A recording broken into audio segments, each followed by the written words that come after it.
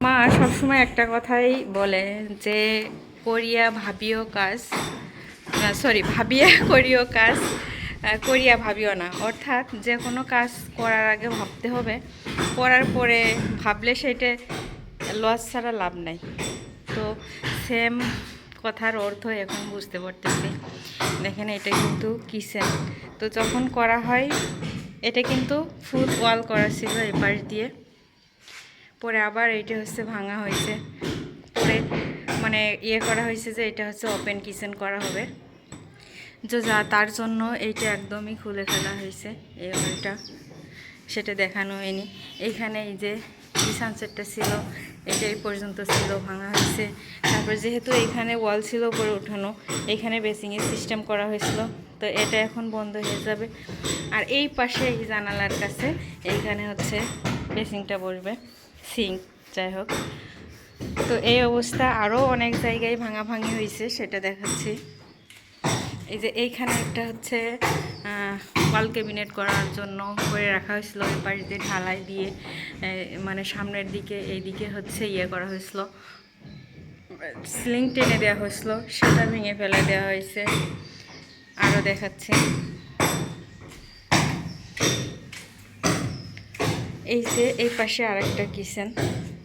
তো এই কিচেনের এই দেখেন, এই পাশে এই যে এই ইয়েটা কি বলে, এটার এই সানসেটটা হচ্ছে ওই পর্যন্ত টানা ছিল, এইটা ভেঙে ফেলে দেওয়া হয়েছে।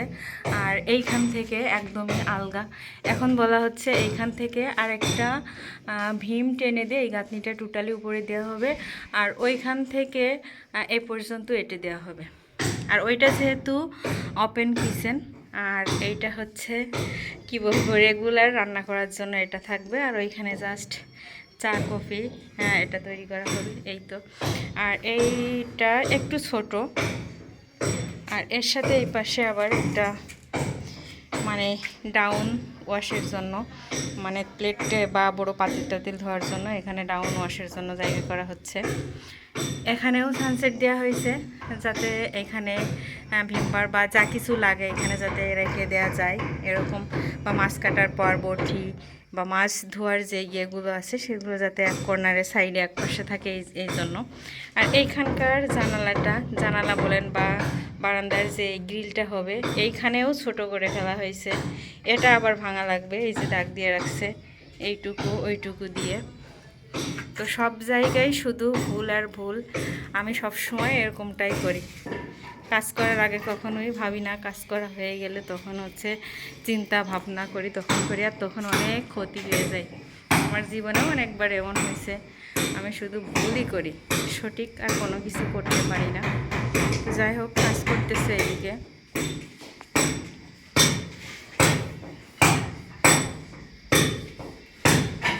সাউন্ড হচ্ছে অনেক, যেহেতু কাজ করতেছে।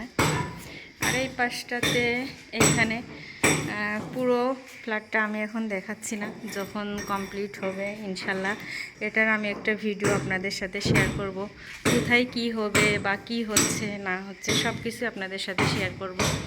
এখন আপাতত ইলেকট্রনিক এবং হচ্ছে পানির কাজ, যেটা ওটা চলতেছে, ওটা হয়ে গেলে তারপর আপনার প্লাস্টার বা টাইলস যেগুলো আছে ওইগুলোর কাজ হবে। তো আমি একদিন ইনশাল্লাহ আমাদের এই ফ্ল্যাটটা যখন কমপ্লিট হবে আপনাদের সাথে আমি অবশ্যই পুরো ফ্ল্যাটটা শেয়ার করব। আর এখন এই তো এই অবস্থাতে আছে, এসে বললাম যেহেতু কাজ চলতেছে, কাজ করতেছে। এটা হচ্ছে এই রুমের জন্য ওয়াশরুম। এই ওয়াশরুমটা অনেক বড় করা হয়েছে, কারণ এই রুমটাতে আমি থাকবো, যার জন্য এটা অনেক বড় করে করা হয়েছে, অনেক বেশ বড় সবগুলোর থেকে। আরও 4টা ওয়াশরুম আছে, আরও 3টা আছে ওইদিকে, তো ওই 3টার থেকে এটা হচ্ছে সব থেকে বেশি বড়। আর এই পাশে এই যে বেলকনি দেখতেছেন, এটা কিন্তু একদম ওপেন।